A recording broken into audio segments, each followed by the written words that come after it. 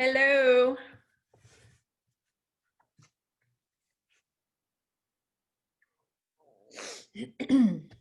Hello. How you doing? Good. Outstanding. How are you doing? I'm all right. It's a rainy day here.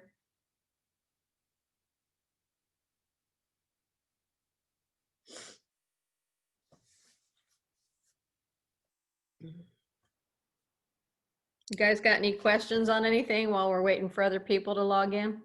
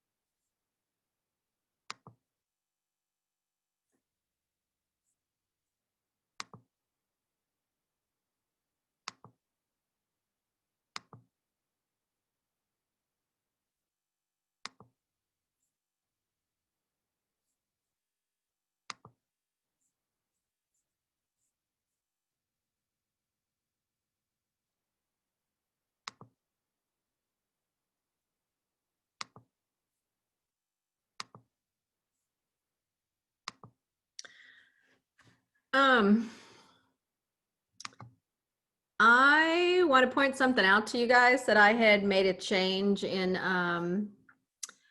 my math lab. Originally, I had everything due on dates, and the due dates are still there.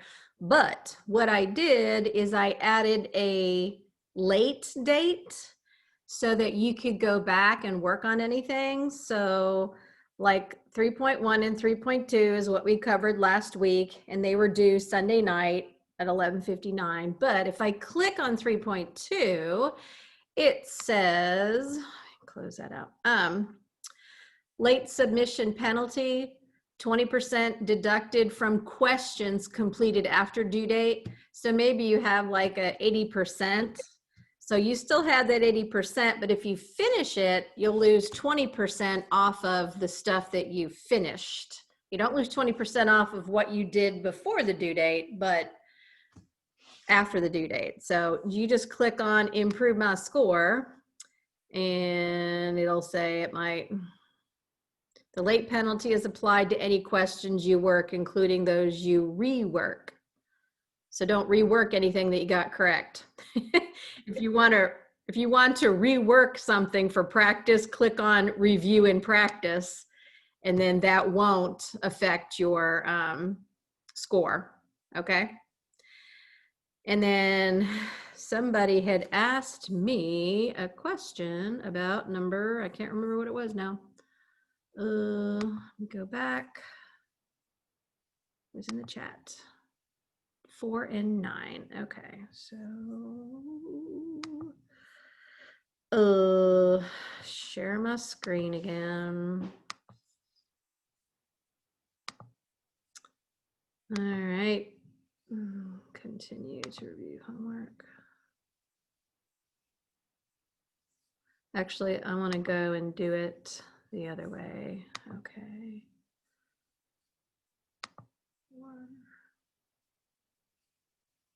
Okay. So on this question, it says find f of -7 and f of -2. Unfortunately, I cannot draw on this, but f of -7, that just means you're looking for the point that has an x coordinate of -7, and that would be this point right here. So what you want is its y coordinate, and I see the point is -7, -6. So I'll type in -6.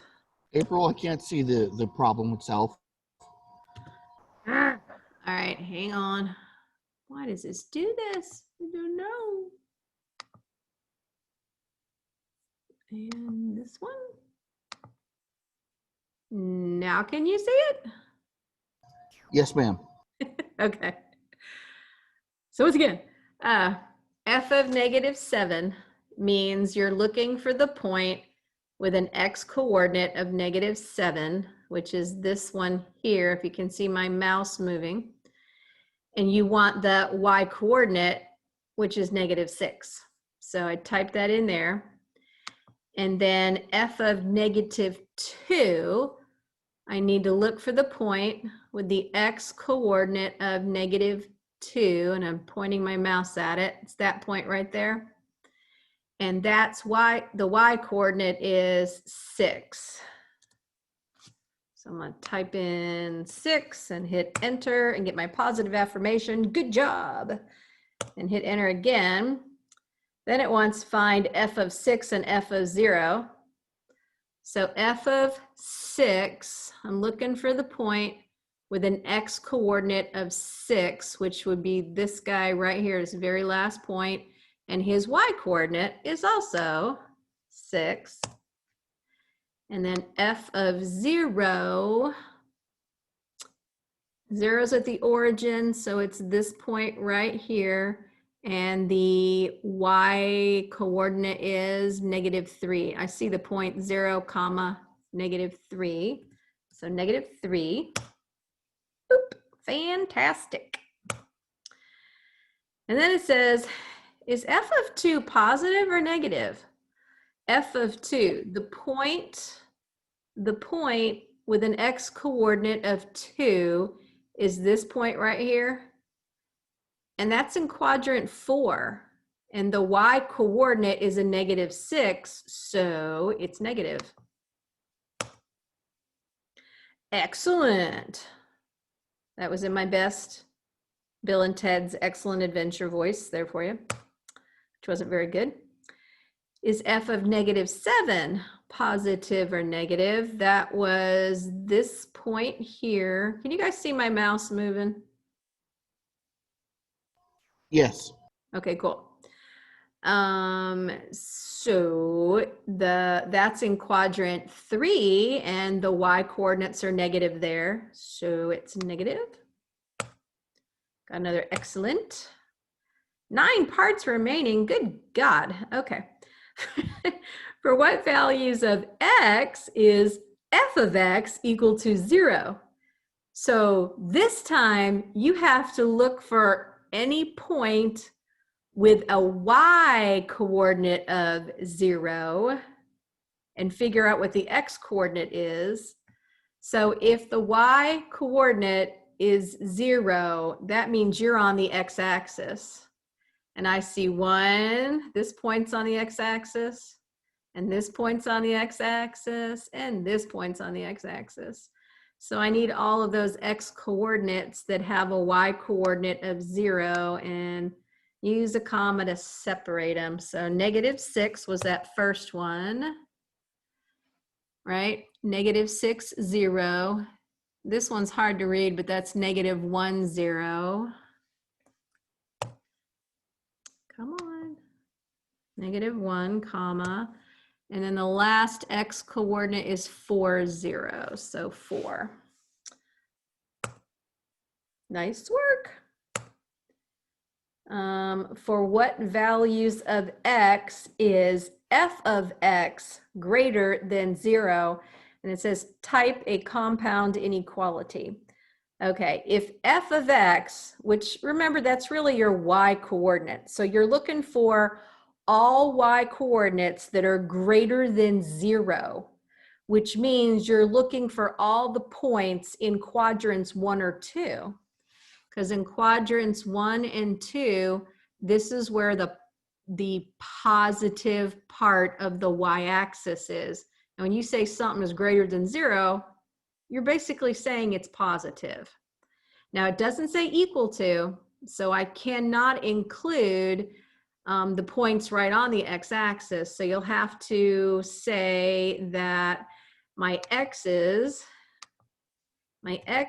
are greater than, and if you look at this graph, the points that are on the x-axis, the blue part of the graph comes right down to the x-axis and touches it. But everything above that, oh wait, this is an in-betweeny. This doesn't keep going to infinity. Okay, so it's a compound inequality. Hang on. My lowest y coordinate would be 0. That's the lowest. You cannot include it. So then you go less than, then x. But then the highest x coordinate is this point, or I'm sorry.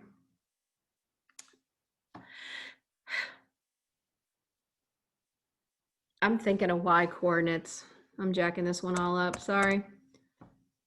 I have to look at the graph vertically to figure out where, I have to look at it like this, if you can see me, I don't know.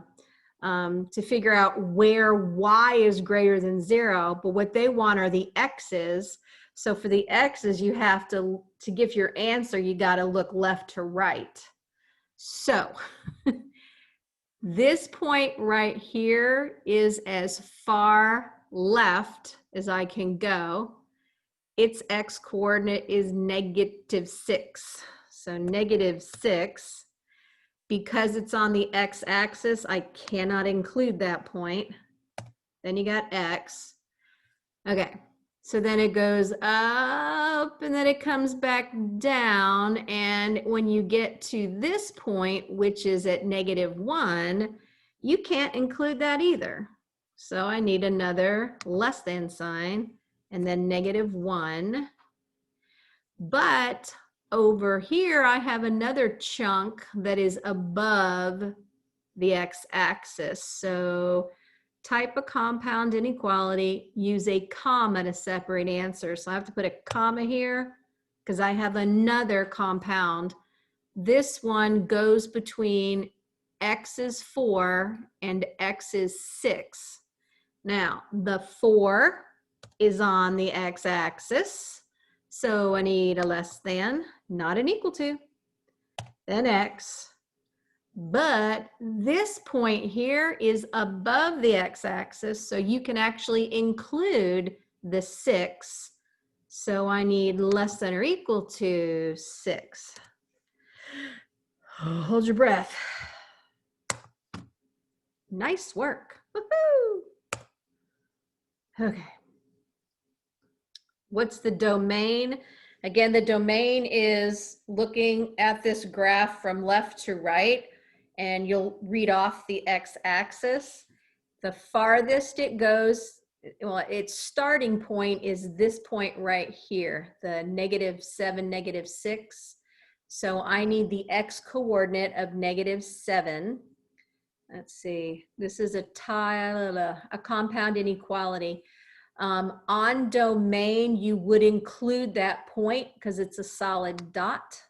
So I need -7, get in there, less than or equal to x. And then when you follow the curve all the way to the other end, this is where it ends, which is at 6. And it does include that because it's a solid dot. So I need a less than or equal to 6. And then check answer. Nice work.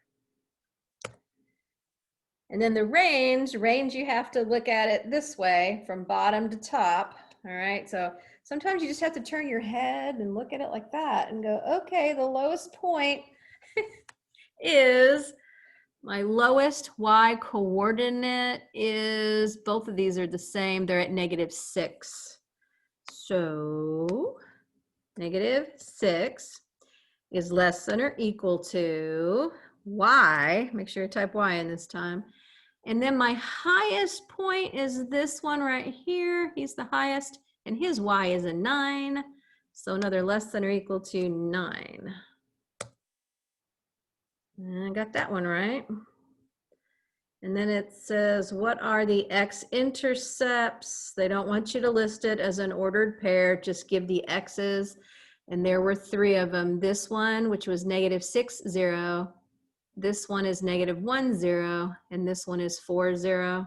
So I just need the x's, -6, -1, 4.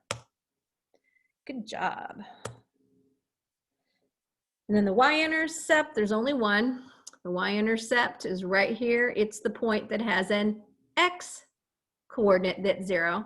And that's where y is -3. So just type in -3. They're not asking for an ordered pair. Well done. And then how often does the line y = 1 intersect the graph? Y = 1 is a horizontal line going through the y-axis at the 1. So the 1 on the y-axis would be, God, if this is 6, every one of these little lines is actually 3. So 1 is just a hair above 0. And if I drew a horizontal line here, it'd cross it once, twice, 3 times.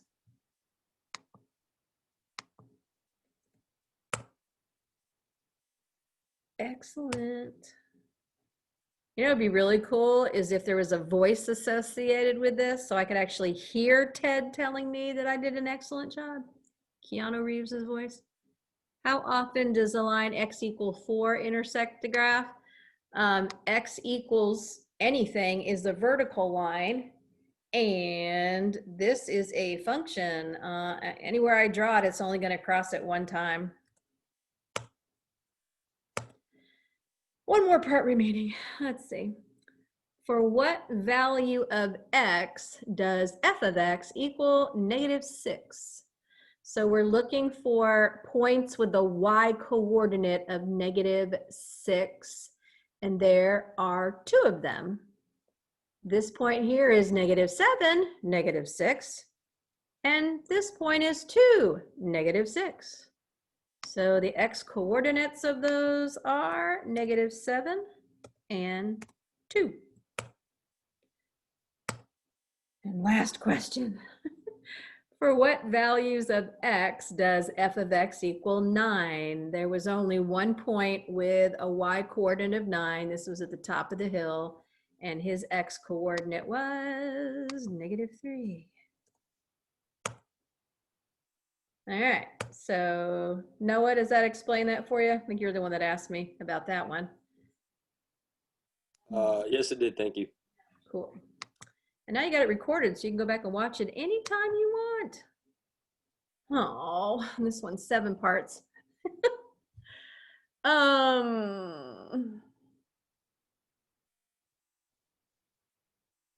Can I, since I've got to get teaching here, can I do this one as a video for you later?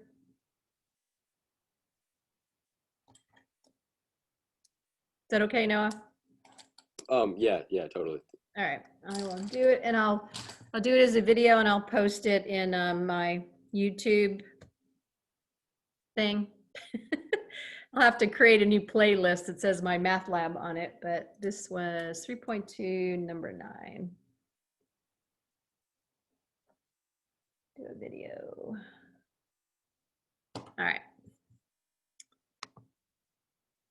Okay, and now I need to go to my PowerPoint. Here it is, and start sharing. All right, and let me shrink this out of the way. All right, so we're covering section 3 today. And some colors going here. All right, so there were like 7 objectives. I knocked out the bottom ones. We're not covering those. So there's all the objectives, and let's go. The first thing we're going to talk about are even and odd functions. And even and odd has to do with symmetry. A function is even if and only if its graph is symmetric with respect to the y-axis.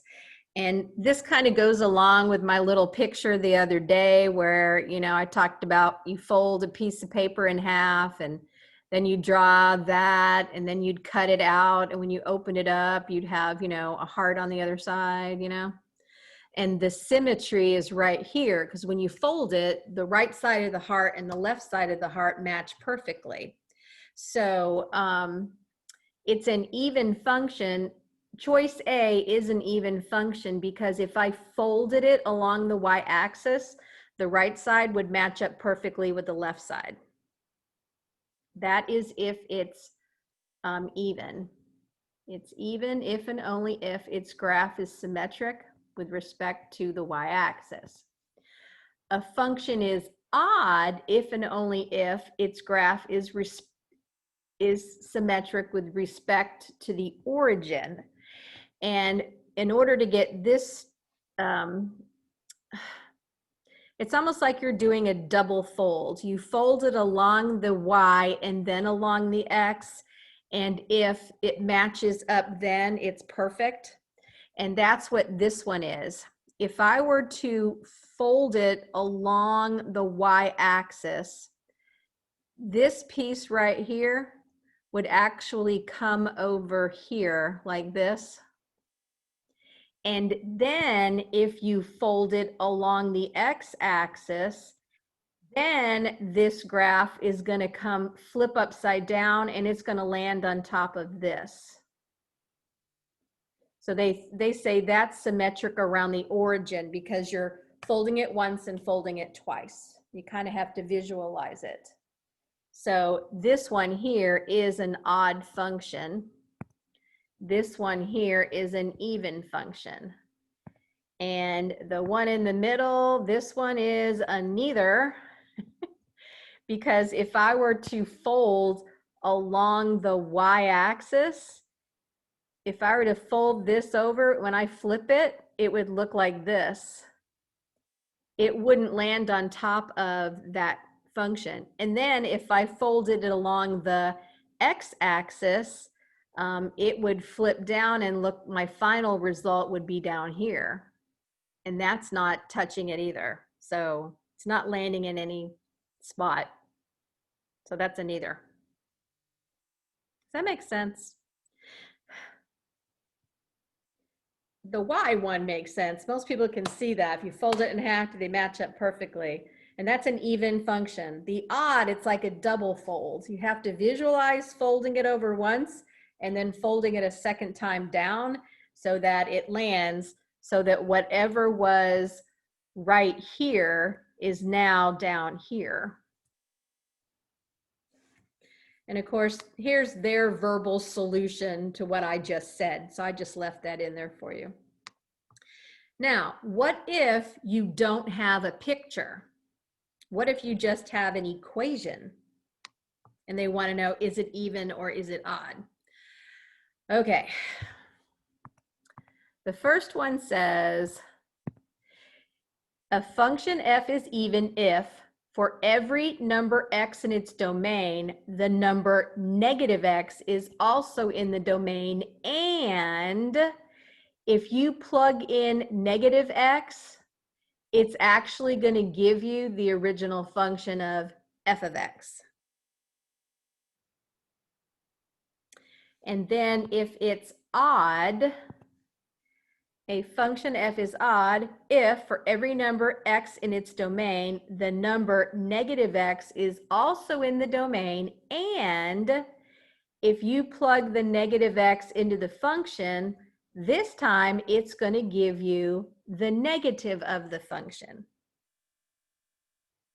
It'll give you the reverse of the function.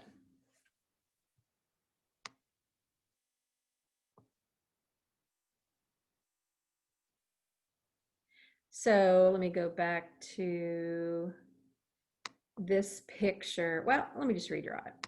Okay. So like the function that had the picture of the parabola. Can't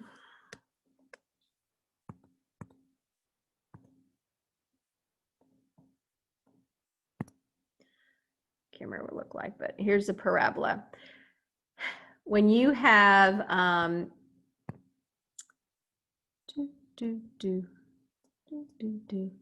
when you are at x is, let's say, right here at -2, when you plug it into the function, it's going to give you the y coordinate right here, isn't it? And that is also the same y coordinate as the +2. So if you plug in a negative value, it's actually going to give you the same value as the positive in terms of the y coordinate. So that's why no matter whether it's positive or negative, they're both in the domain, but they ultimately give you the exact same y coordinate. F of negative x would equal whatever f of positive x is. They're both the same because they're right here on the y-axis. That's why they're saying they're equal. Now, for an odd function, and the odd function we had was some weird looking thing like this, and then it was, I can't remember how it was drawn. Okay, yep, got it. And then it went, zoo. It's not a perfect drawing. I am not an art major. Okay. Now they're saying if you stick a negative x in, what it's going to give you is the opposite of what positive x is. So same idea. 1, 2, 3, 1, 2, 3. Okay. So let's say we typed in -3 and -3 goes in, right? And it ultimately gives you this y coordinate, which would be some number. If you type in the +3, sorry, I meant to use blue on that. If you plug in a +3, it's going to give you, it's like the same distance from here to here as it is here to there, but in the opposite direction. So the negative x is going to give you the opposite of what positive x is in terms of your y coordinate. Okay. And then of course, here's their, oh no, this is example, sorry, I didn't give an explanation. Determine whether each of the following is even, odd, or neither. Then determine whether the graph is symmetric with respect to the y-axis, with respect to the origin, or neither. So keep in mind that the even ones are with respect to the y-axis, And the even ones are going to be when you plug in a negative x and it gives you a positive x, f of x. And then it's odd. If it comes out to be odd, then that is going to be with respect to the origin. And the mathematical calculation that you're going to do is plug in a negative x. And if you get the negative of f of x, then it's an odd. And then, of course, the last one is, well, if it doesn't do either of those two things, after you plug in the negative x, if you don't get a positive y coordinate or a negative y coordinate of the original function, then it's a neither. Okay. Now, you're probably thinking, well, what number do I pick? You don't actually pick a number. You actually use negative x. So I am going to start with a right here. And I am going to calculate f of negative x. If f of x is x squared minus 5, then f of negative x equals negative x squared minus 5. And what you need to do is simplify this. If you take a negative x and square it, doesn't that mean negative x times negative x? Which would be a negative times a negative is a positive x squared. And then you still have the minus 5.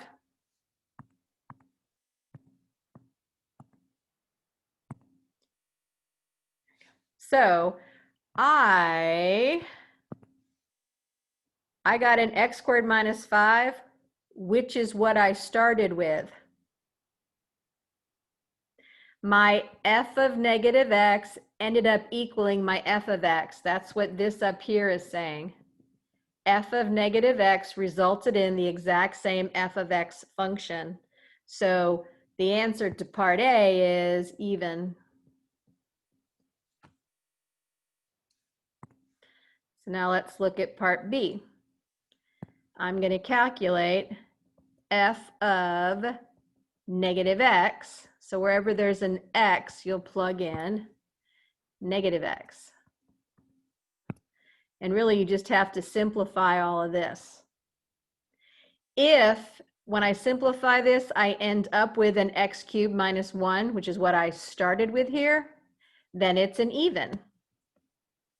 All right, if I take negative x and cube that, doesn't that mean negative x times negative x times negative x?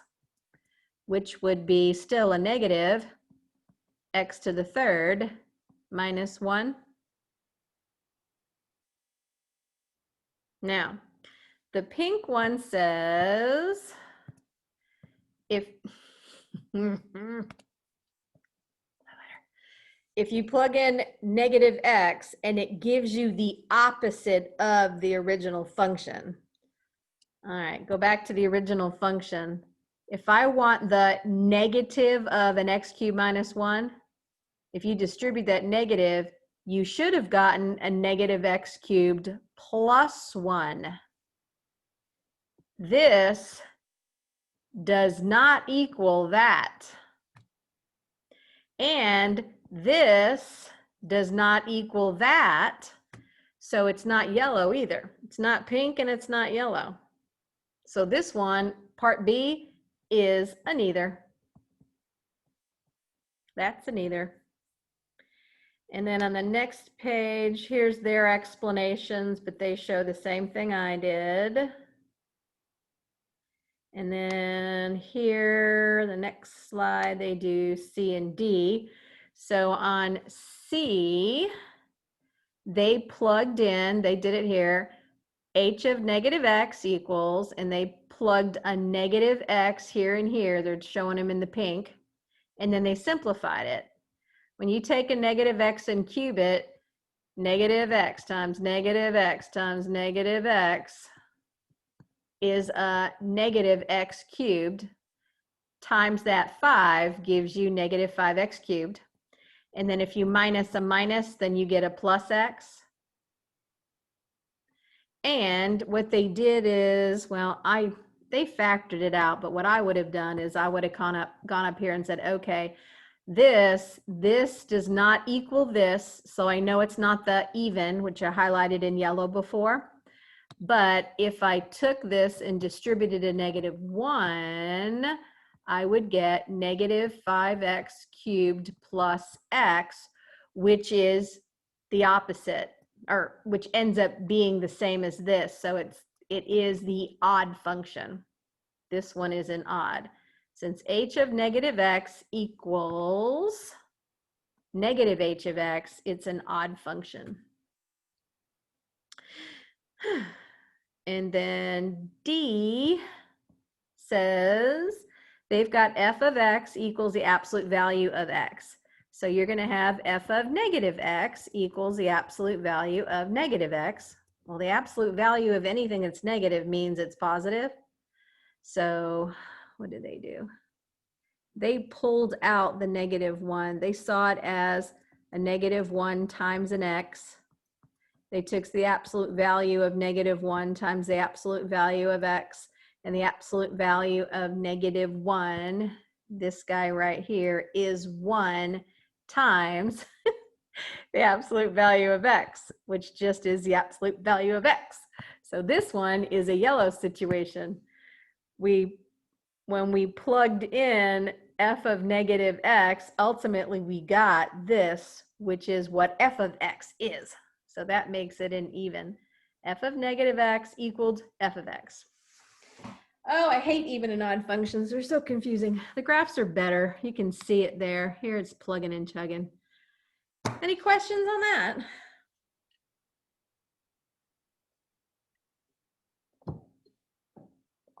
It's not the easiest thing to understand.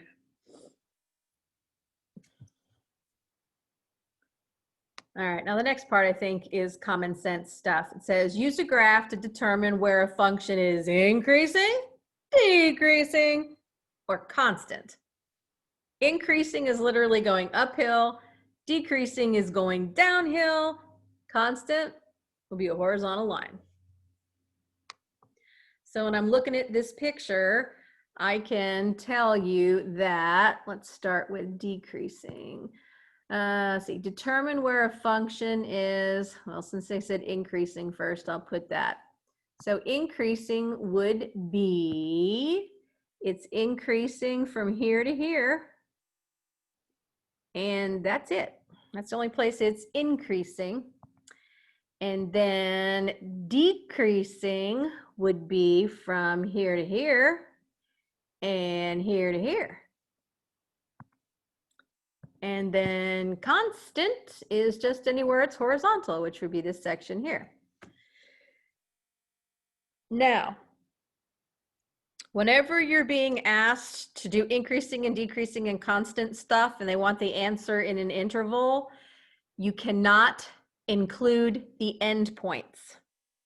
So no brackets, or if they ask for an inequality and you're doing an in-betweeny, no equal to's. So for example, since I've got the green pen out here, for the constant interval goes from here to here, which the x coordinate would be 0 to 3. So I would say that this thing is constant from 0 to 3.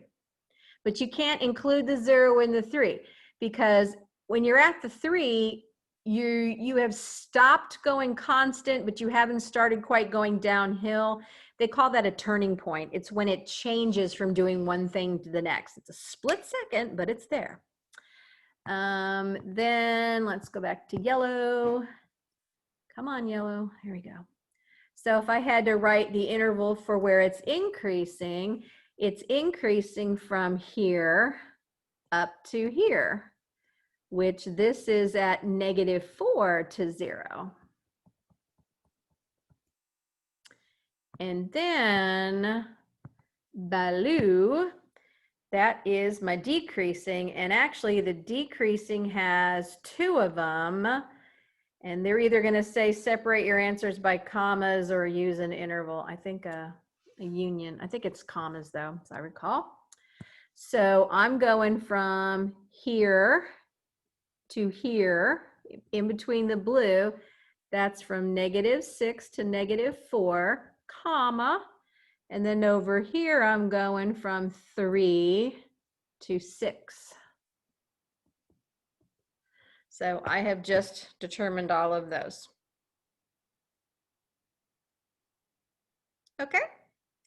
If they wanted them as an inequality, which would be an in-betweeny, this one would be 0 is less than x is less than 3. And this one would be -4 is less than x is less than 0. And this one would be -6 is less than x is less than -4, comma, 3 is less than x is less than 6. If they wanted them in, you know,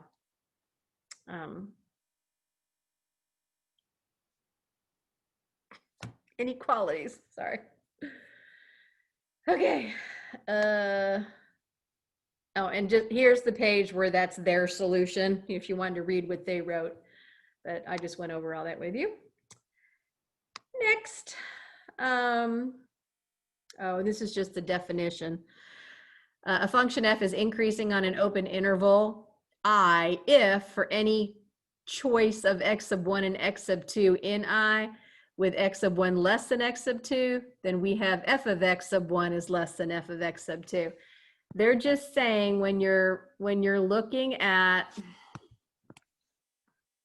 a graph right here and you've got this point here and this point here, and let's say it's going uphill, they're saying that this point is x sub 1 and this point is at x sub 2.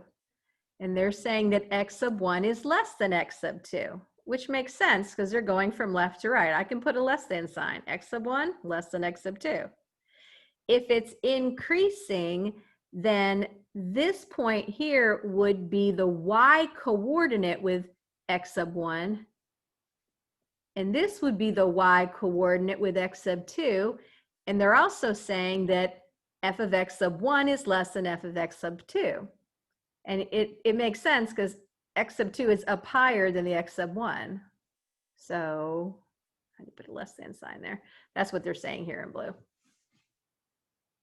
So you know, if I were looking at 2 points and I was saying, you know, between the 2 points, if I had 2, 5 as 1 point, and the next point was 7, 11, and I was saying that this point connects to this point somehow. Is it increasing? Is it decreasing? Or is it horizontal?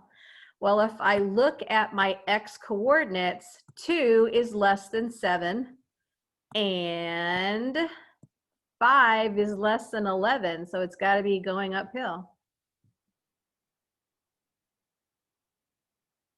If there's consistency with them.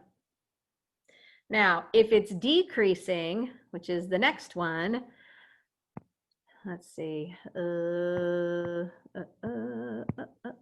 So this picture here went with my increasing example. And then if it's decreasing, which means you got a point here and a point here, and let's say it's going downhill. Well, now this is x sub 1 and this is x sub 2. X sub 1 is still less than x sub 2. But this time, this point here is f of x sub 1. And this point is f of x sub 2. You can see x sub 1 is higher than x sub 2. So they're saying it's greater than.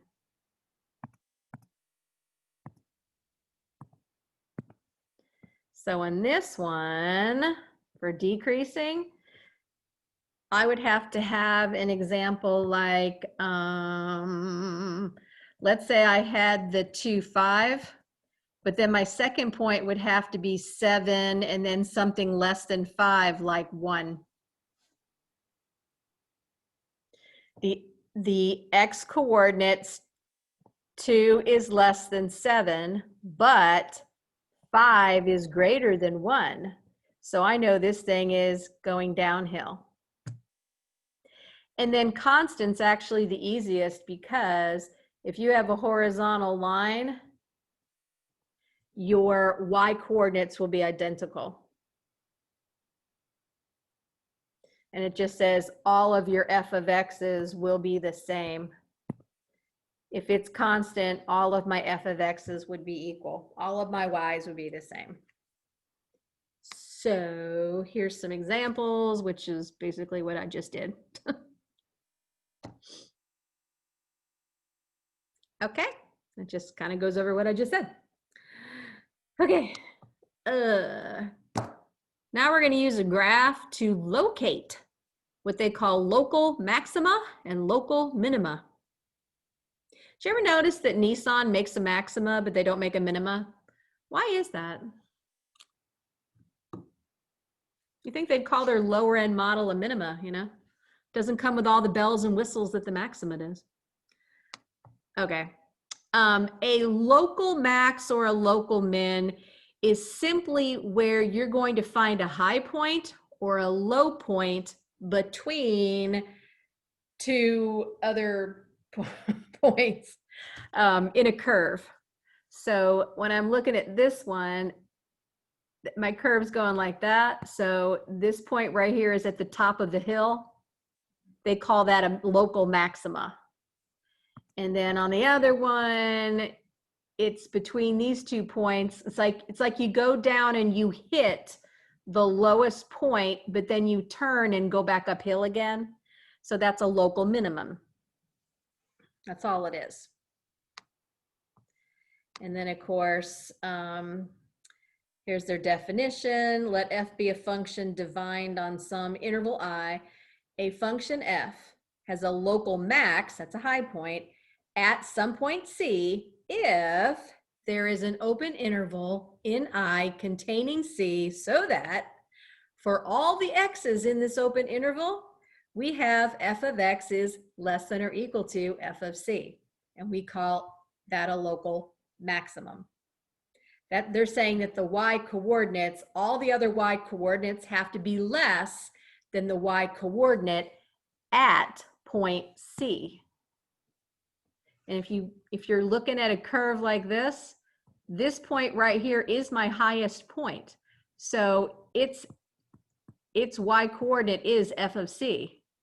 And anybody that's lower than that has a much lower, f of x.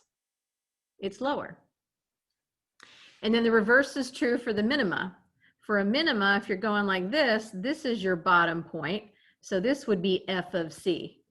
And any x coordinate, any point above that has a f of x that, here's my y-axis, that is higher than that. So they say f of x is greater than f of C. Whereas up here, f of x is less than f of C.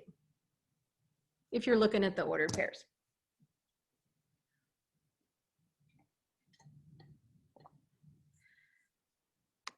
Okay. So the way they'll word it is they'll say, at what values of x, if any, does f have a local maximum? And then list them.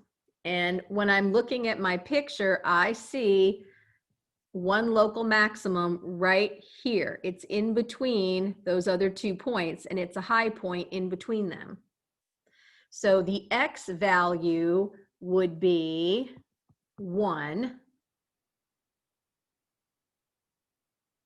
And then they want you to say, list the local maximum values. First, they ask for the x's, and then they want to know, well, what is the maximum value? How high is that? And that is no higher than 2. So I would say y is equal to 2 for that. Then they ask for part B, at what values of x does it have a local minimum? Now this one has 2 minimums because I've got a low point right here and a low point right here. So I've got 2 of them. This one is at -1, and this one is at 3. And then they ask, well, okay, then list the local minimum values. So that's just the y coordinates that go with it. So this point here has a y coordinate that is +1. So +1. And then this one's y coordinate would be 0. And then C asks about increasing and decreasing. Find the intervals on which f is increasing. So I'm going to go back to my highlighter here. Increasing is right here and right here. Those are my increasing ones. And so the increasing goes from here to here, which is from -1 to +1.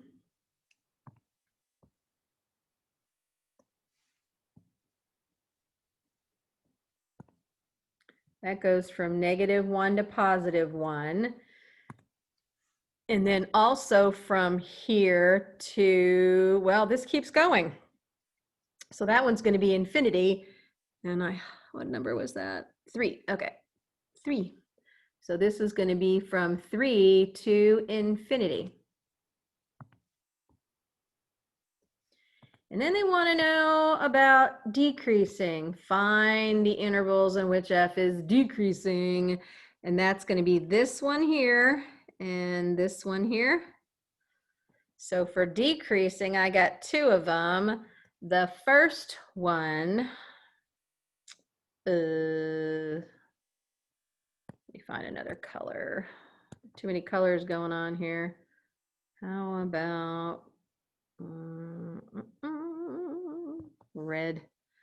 Okay, so this keeps going. So that means it's actually starting at -infinity. And then it comes up to right here, which is at 1. So from -infinity to 1. And then the other one is from here to here, which is from 1 to 3. Put a comma in between those. And then of course, here's all their answers, which is basically what I just said. Okay, and then the last, are we on the last thing yet? Not quite. Use a graph to locate the absolute maximum and the absolute minimum. This is when you might have more than one maximum and more than one minimum. If I go back to this picture, I actually had, or let me use the other picture. I actually had 2 minimum points, right? This one and this one. They're both local minimums. However, this guy here is lower than the other one. So I would call this guy my absolute minimum, because he is absolutely the lowest one there is. This picture here does not have an absolute maximum. I would have to click on there is no absolute maximum, because this thing keeps going up and up and up forever and ever and ever. So let me see what their example looks like. So in this picture, oh my God, they've got A f of A, U f of U, V f of V, B f of B. And the original function is y equals f of x. But they've labeled the x-axis with letters A, U, V, and B. Whew. So they're telling you that the domain of this function, the domain goes from A to B, right? It goes from here to here. From left to right, that's the domain. And then if you look, the highest point is f of U. This is my highest point of all of them. So every other f of x is less than f of U, which makes my absolute maximum f of U. And then my lowest possible point is V, right? So they say that all other f of x's are greater than f of v, which means that f of v is my minimum point. Math speak. Speaking in math. Okay, so, oh, thank God, numbers. All right. Find the absolute max and absolute min from the graph of the function. Find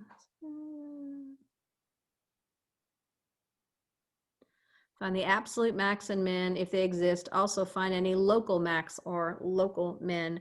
So starting with, I am gonna use purple on this. Let's see, I'm gonna go small, that'll be good.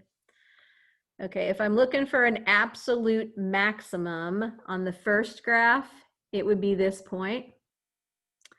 On the second graph, the absolute maximum will be that. On C, it would be that. There is none on D because this keeps going. And then on,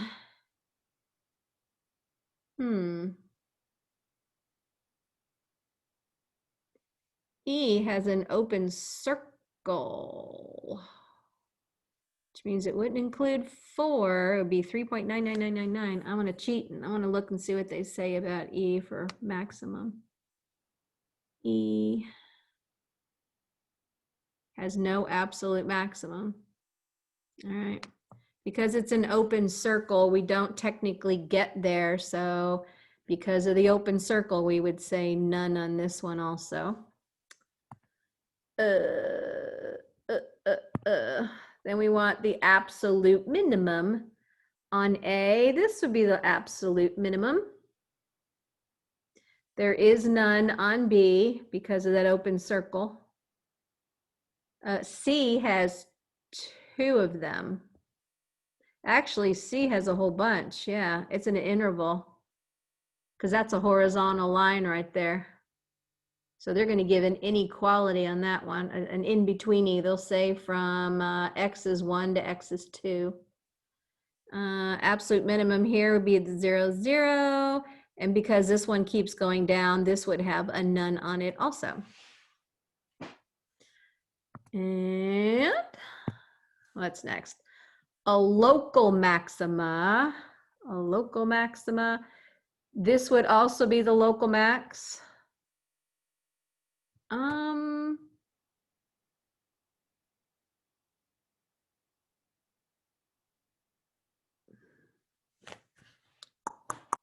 There's none here.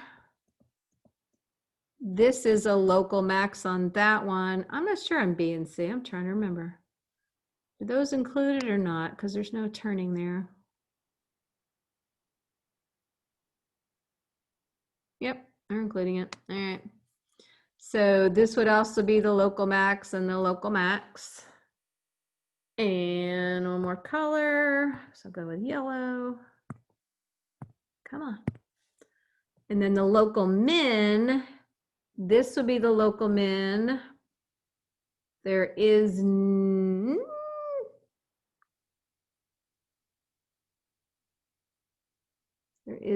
here.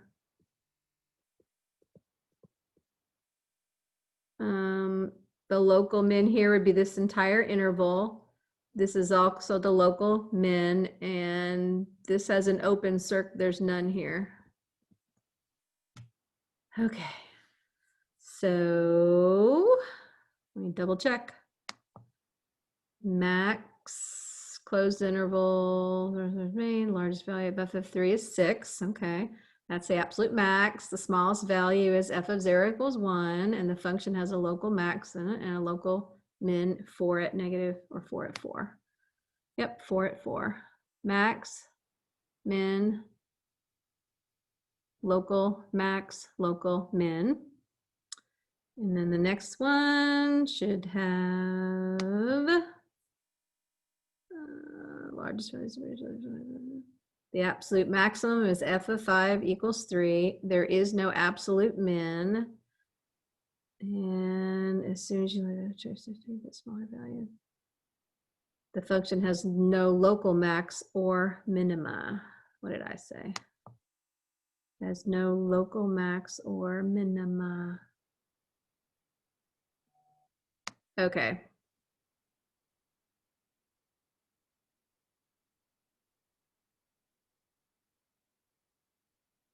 I was wrong on that one.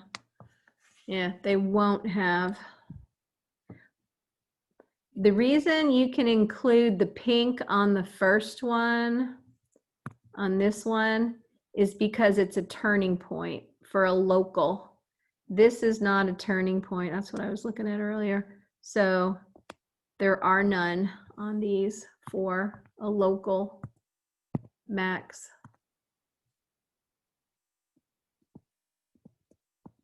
It's got to be a turning point to be a local.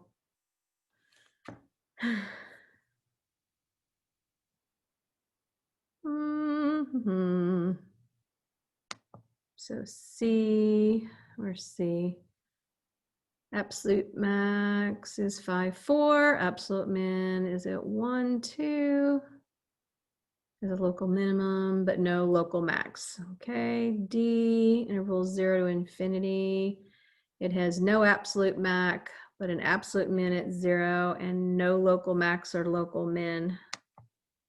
So I would have no local min on this one either, because I was saying it was an endpoint, and it's not. So this is a none. Oops.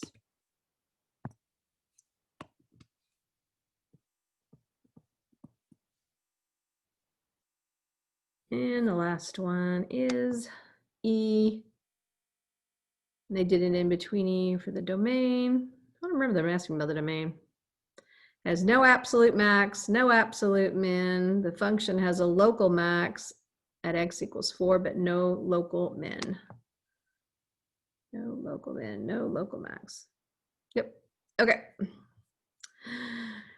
And last but not least, the extreme value theorem. Basically, all this says is that if you have a function on a closed interval, so there'll be no arrows going off of it saying that it goes on forever and ever, then then the function has an absolute max and an absolute min on that interval. But you'll notice that the interval has brackets, which means you won't have any open circles. So if you have a graph that looks something like this and you got endpoints on it, you definitely have a absolute maximum here, and an absolute minimum would be right here. Okay, which brings me to the Mymathlab questions. All right. Whew. Number 2. So this is a picture they give you, and they ask you the question, is the function increasing on the interval from -2 to 3? So I'm going to go to -2 on the x-axis, which is right here.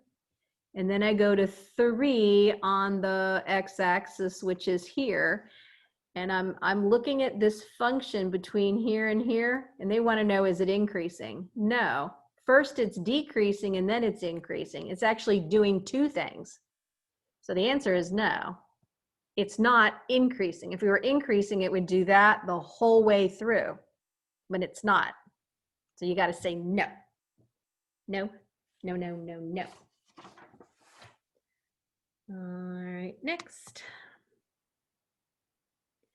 List the interval on which f is decreasing. Okay. So we're looking for decreasing. This thing is decreasing here. It's also decreasing here. And it's decreasing here. So for this first one, it's going between x is -12 and x is -10. Type your answer in interval notation. Use a comma to separate answers as needed. So it's going from -12 to negative 10, comma, and then the next one is from here, which is negative 4, to here, which is negative 2. And then I need a comma for that. And then the last one is going from here, which is at 0, to here, which is at 3. That's your answer that you will type in here.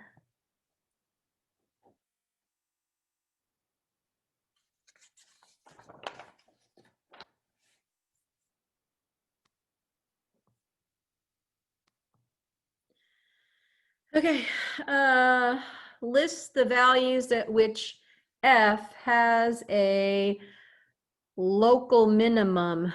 A local minimum has to be where there's a bottoming out, which would be here and also there. Both of those bottom out, and they each have their own x coordinate. So I can't really see what it is here. This one is at -1, and this one is at 3. 1 and 3.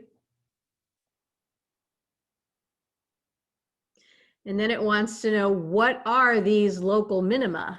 That's the next question. What are these local minima if they exist? Well, they exist, and it is whatever the y coordinate is, and they both have the same y coordinate, and that is -1. Because remember, the first one said find the values, list the values of x. So I'm looking off the x-axis. When I do what these local minima are, you want the y coordinates. That's what you're looking for. And they're both -1. So I only have to list it one time. That's it. Okay. All right. Now, number 6, it has 4 parts, A, B, C, D. So I got like 4 or 5 slides here. What do I got? 5. All right. So here's the original question. And they ask you, what are the intercepts? Okay. Now remember, there's x-intercepts and y-intercepts. This is an x-intercept, and this is an x-intercept. This is my y-intercept. Simplify your answer, type an ordered pair. So my 3 ordered pairs are -2, 0 for that one, comma, 0, 2 for that one, comma, and 1, 0 for that one. That's my answer, which goes right there.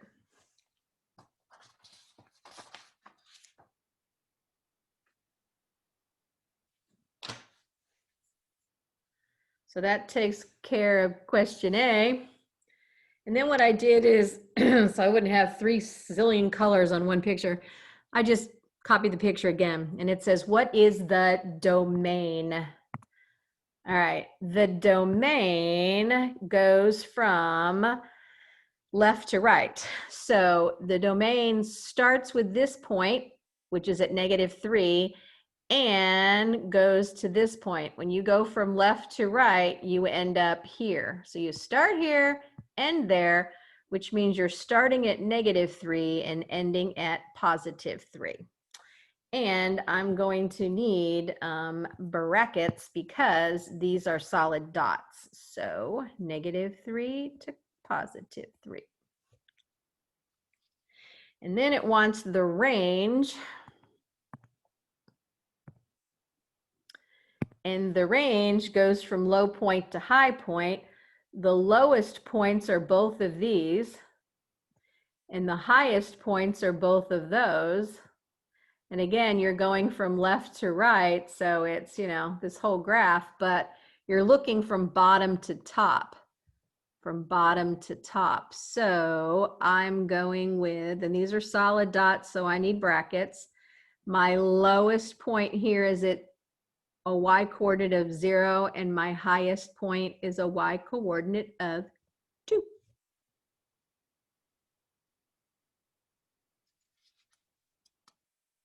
I'm sorry, not 2.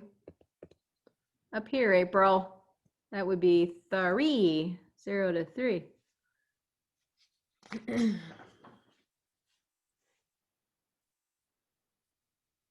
So domain and the range. And that takes care of part B. And then C, on which interval is the graph increasing? Okay, increasing is from here to here and here to here. That's my increasing. So that's going from -2 to 2. Type your answer in interval notation, use a comma to separate. Remember, on intervals, you do not use brackets. They are always parentheses. So -2 to 2, comma. And then I'm going to go from here to here. So that is from 1 to 3.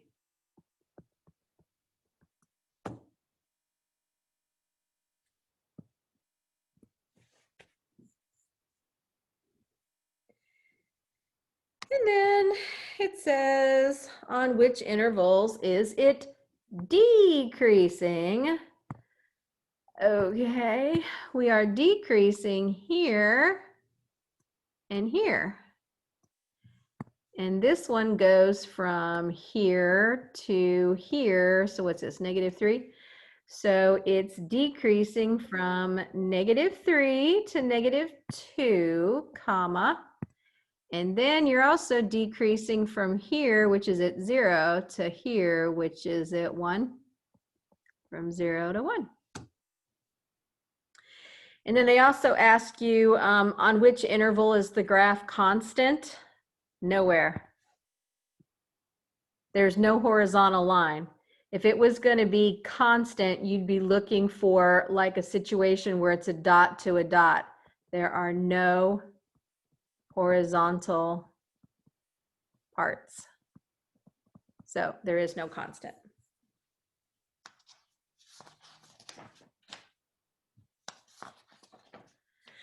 And the next part asks you, is this function even, odd, or neither? Okay, I'm going to start by visualizing folding it along the y-axis.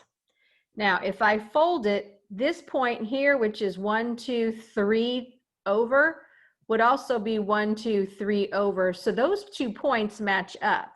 However, this point here is 1 over. If you fold it over, it's going to land right here, which means my actual graph, if I folded it over, would look like this. And it doesn't match up perfectly. So it is not even. And if I flipped it one more time in order to do odd, you would then have to take that purple graph and flip it upside down so that this point here would flip to here. This point would stay the same. And then this point would flip 1, 2, 3. So 1, 2, it would flip down to here. So now the graph would look like this, which still doesn't match. So it's not odd either. So guess what? It's neither. It doesn't have symmetry around the y-axis, and it doesn't have symmetry around the origin. Okay. Number 8. This one asks about local max and yep, okay. Find the values at x at which f has a local maximum. A local maximum. That means you're looking for a hump with a point at the top And so that would be this one right here. So that means that the x coordinate is pi over 2. And in Mymathlab, when you click on the empty box, your toolbox will show up at the bottom with a little pi symbol. So do fraction, and then pi is your numerator and 2 is your denominator. So that's that. And then the second part wants to know, find the local maximum, which basically means the y coordinate that goes with this point, and that would be the 4. X is where it occurs. I have a local maximum. If you're looking at the graph from left to right, as you move on the graph from left to right, you know, if I were to highlight it in yellow, like pretend like you're on a roller coaster and you're going from left to right, and you're like, whoa, whoa, that's a minimum, then whoa, that's a maximum. I have reached the maximum when I'm at pi over 2, and my maximum is 4. That's how high I am. And then part B of this question asks about the minimum. So they want the local minimum, and the minimum would be when you're doing this and you've got a bottom point, and that's going to be right here. And that occurs at when x is negative pi over 2. And what is its y coordinate? Its y coordinate is at -4. That's how low you are. All right, I've still got a few more slides to go on this, but I'm pretty much out of time. So I'm gonna have to finish this next class. So I'm gonna stop my sharing here. Does anybody have any questions about anything?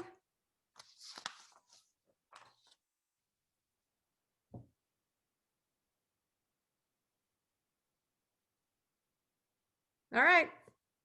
See you guys on Wednesday. Bye.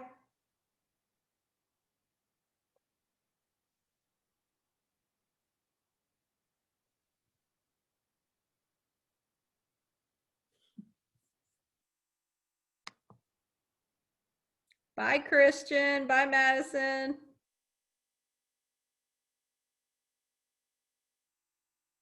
They're not there. Where'd they go?